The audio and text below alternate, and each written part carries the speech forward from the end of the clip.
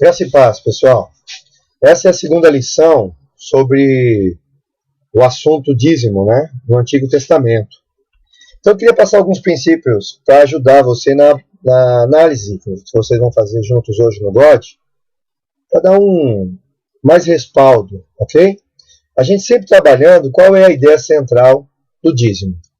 Porque você vai ver que essa ideia central, mesmo que a prática e o objetivo aonde gastar o dízimo mude, o que eu quero dizer é isso? Por exemplo, no Antigo Testamento, quando Abraão dá o dízimo, ele entrega para Melquisedeque. Melquisedeque é usar para benefício próprio, benefício da sua comunidade, além de ser sacerdote, ele era rei de Salém. Então, de um vilarejo que acredita-se que se tornou depois Jerusalém, tá? Mas isso daí ainda é suposição, mas era assim, era para esse uso o dízimo. Na lei, né? Na lei ela foi utilizada para quê? Para o sustento dos levitas no tabernáculo, posteriormente no templo, ok? Dos levitas, dos sacerdotes, do templo, e também na época dos reis usado como imposto para abençoar a nação. No Novo Testamento, ainda na época de Jesus, era utilizado para o templo. Depois foi usado para o sustento da igreja, as ofertas e depois os dízimos. Porque aí templos foram construídos, era necessário a igreja pagar impostos, né, sustentar o local de templo, então o dízimo sempre foi usado para objetivos. Mas a ideia central é a mesma. Ok? Essa lição vocês só vão mostrar como o dízimo era utilizado, para que ele servia na época do Antigo Testamento. Mas eu vou trabalhar ainda a ideia central, mesmo assim na época do Antigo Testamento. Então vamos pensar em Gênesis. A primeira menção da palavra dízimo, claro, no Antigo Testamento, está lá em Gênesis 14, verso 20. Diz: bendito seja o Deus Altíssimo que entregou os teus adversários nas tuas mãos. E de tudo lhe deu Abraão dízimo. Abrão, né? Dízimo. Por que em percentual, gente? O termo original no hebraico, maser, né, que eu acredito que seja assim que se pronuncia, quer dizer dízimo, décima parte, dízimo, pagamento de uma décima parte, ok? Esse termo ele vem de uma ação que tem como base o verbo assar, que significa 10, tá? Na verdade, não é o verbo, tá? Desculpa, aqui vocês considerem que eu fiz uma reformulação, mas ele vem do termo, que com certeza deve ser um substantivo, 10, tá ok? Então, significa 10, e você dá a décima parte, maser, quer dizer o dízimo. Por isso que é percentual, já vem do termo hebraico. Tá ok? O ponto de partida. Isso nós colocamos agora a fundamentação. Tá ok? O ponto de partida. Em Gênesis 2, vamos analisar o texto. Que diz assim: havendo Deus terminado no dia 7º a sua obra que fizeram. Aí no verso 4, essa é a gênese dos céus e da terra quando foram criados, quando o Senhor Deus os criou. Não havia nenhuma planta no campo, porque Deus não fizera chover sobre a terra, e também não havia homem para lavrar o solo. Formou o Senhor Deus ao homem do pó da terra. Fez o Éden e pôs nele o homem que havia formado. Isso é do verso 2 ao 8 do capítulo 2. Analisando esses termos, nós podemos chegar à seguinte conclusão da ideia central. Deus criou tudo.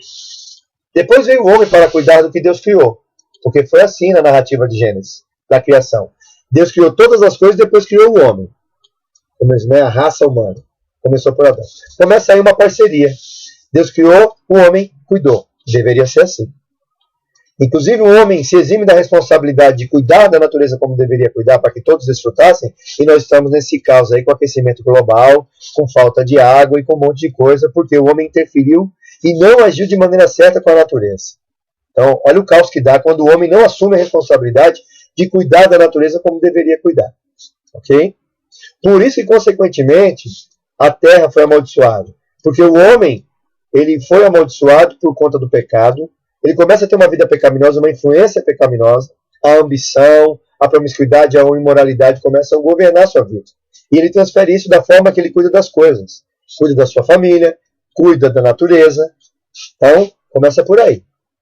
Ok? Antes da lei isso. A ligação do homem com a terra criada é algo assim extraordinário. Por quê? Começa pela palavra Adão, que veio do termo Ada, do hebraico, que quer dizer solo.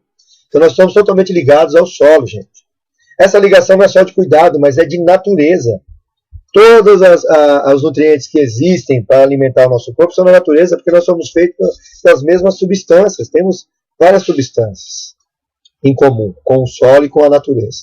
Portanto, o homem tem todas as condições para viver fisicamente na Terra e espiritualmente com Deus. Essa é a vida. Eu recebo todas as condições da Terra que Deus criou para mim e me relaciono com Ele. Por isso, o homem é espiritual quando está ligado em Deus. Essa ligação é feita no reconhecimento diário da provisão de Deus. Isso se consistia a adoração de Adão e dos patriarcas. Por isso que todas as civilizações têm o dízimo, até ofertas, sacrifícios, como princípio. Ofertavam e sacrificavam porque sabiam que tudo que eles haviam recebido era de Deus. Era a provisão de Deus. O dízimo é uma forma, então, de lembrar que Deus criou tudo para nós desfrutarmos fisicamente, mas não esquecer que devemos reconhecer que tudo vem de Deus. O louvor está aí. Colocar Deus no seu devido lugar está aí. Quando nós estamos dispostos a reconhecer que Deus criou todas as coisas. Então, fisicamente, nós desfrutamos o alimento. Por que damos graças quando vamos nos alimentar? Por que devemos dar graças quando compramos as coisas? Antigamente era colheita. Você colhia, dava graças a Deus pela colheita. Hoje você compra, né, que já vem colhido, já vem embalado, já vem preparado, congelado, tudo certinho para a gente comprar pronto. Então, mas isso é a provisão. Pelo dinheiro a gente compra como se fosse uma colheita. E nós devemos agradecer a Deus pelo que compramos. Devemos agradecer a Deus pelo que colhemos. Então, eu desfruto fisicamente. E o dízimo é uma forma de lembrar que Deus criou todas as coisas para nós, tudo. Mas não esquecer que devemos reconhecer que tudo vem dele. O louvor se consiste nisso. Então eu faço isso como? Entregando tudo que sou e que tenho, conforme foi determinado na Bíblia. Esse é o reconhecimento de Adão, Abel e Abraão. Por que eu coloquei os três? Primeiro porque Adão, para cobrir a sua própria vergonha, teve que morrer um animal da criação de Deus, uma pele para cobrir a vergonha dele e da Eva. Então, até para cobrir a vergonha, nós precisamos das coisas criadas que Deus criou. Então foi coberto, foi uma morte de uma vida inocente por uma vida pecaminosa. Então, e Adão com certeza já sabia que Deus havia criado todas as coisas, porque o colocou, tanto ele quanto Eva, no meio do jardim para ele cuidar, para eles cuidarem. Dominar, administrar. Mordomia está ligado a essa ideia principal, né? De cuidar, de administrar as coisas, como suas e de Deus, que é uma parceria. Abel, quando a gente vê Abel pegando as primícias da sua colheita, ele reconhece para entregar a Deus, por quê? Porque ele reconhece que tudo vem de Deus. E Abraão, naquela entrega do dízimo que nós já comentamos na lição passada. Então esses são os exemplos rápidos que nós temos, mas na era patriarcal, começa por aí no Antigo Testamento essa ideia de entregar tudo a Deus. O reconhecimento e a entrega. Então, entregar o dízimo pode ser uma dificuldade. A gente pensar, né?